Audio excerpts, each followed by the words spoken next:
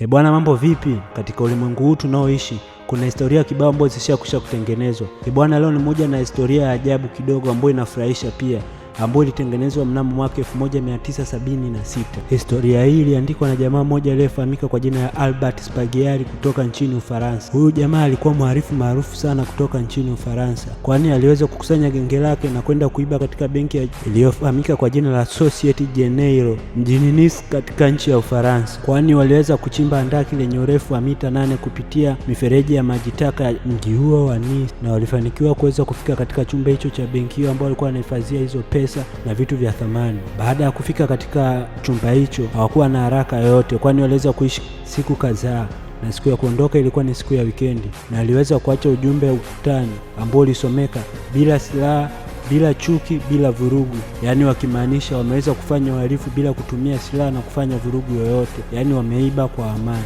Mnamo Machi 1977 aliweza kukamatwa, lakini aliweza kutoroka kwa njia ya kustaajabisha kabisa. Wakati akihojiwa na hakimu mahakamani, aliweza kujirusha kupitia dirishani hadi kutondokea kwenye paa la gari na pia kuchukua pikipiki ambayo ilikuwa ikimsubiri. Na baada ya hapo hakuweza kukamatwa tena.